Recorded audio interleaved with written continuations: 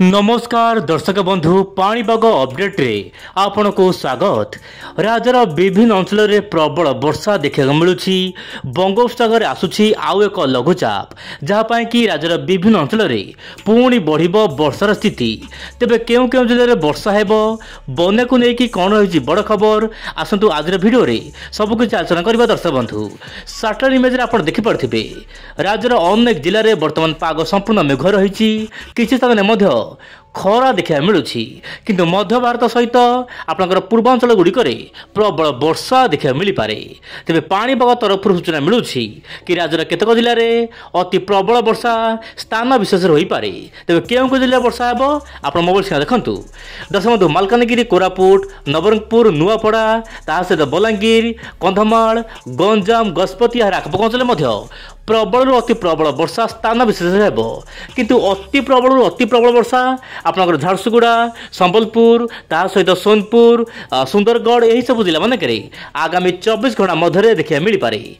किंतु उपकूल ओडिशा वर्षार मात्रा बर्तमान कमी जबार संभावना रही एवं वर्षा सामान्य पश्चिम ओडिशा दक्षिण ओडिशा हेब जहाँपाई कि वर्तमान स्थिति अनुकूल रही। किंतु वर्तमान स्थिति रे उत्तर उपकूल दक्षिण उपकूल विशेषकर आभ्यंतर जिला गुड़िक वर्षार मात्रा सामान्य कम रहिबो।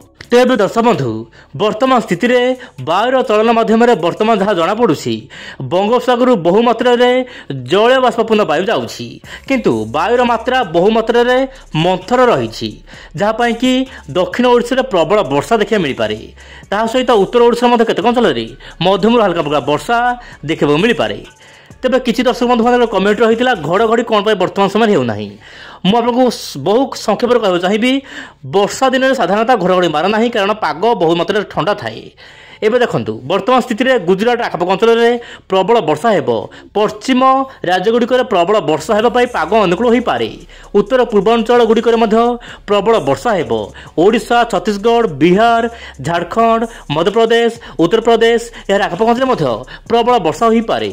किंतु 10 टका बेलू पुणी एक लघुचाप सृष्टि हो पारे बोली जहाँ विभिन्न मॉडल आकलन करुछंती।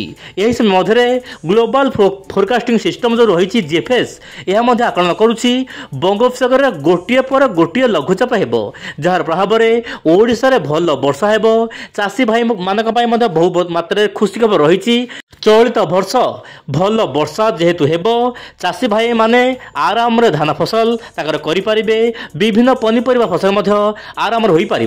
किंतु वर्तमान स्थिति जहाँ जनापड़ी दर्शक बंधु मॉडल आकलन रोचे खाली जीएफएस मॉडल नुहे विभिन्न मॉडल माने आकलन करुछंती कि ओडिशा चलित वर्ष भल वर्षा रही। किंतु आगामी 15 दिन मध्य नजर पकेबा भल वर्षा हेब। ओडिशा रे पश्चिम बंग भल वर्षा हेब। उत्तर पूर्वांचल ता सहित उत्तर भारत केतक अंचल में वर्षा देखा मिल पारे। आगामी दिन में पाणीपाग अपडेट पाई आपण पाणीपाग चैनल ओ इंडिया चैनल सहित जड़ित हो रुहंतु। आज एतिकी। नमस्कार, जय जगन्नाथ दर्शक बंधु।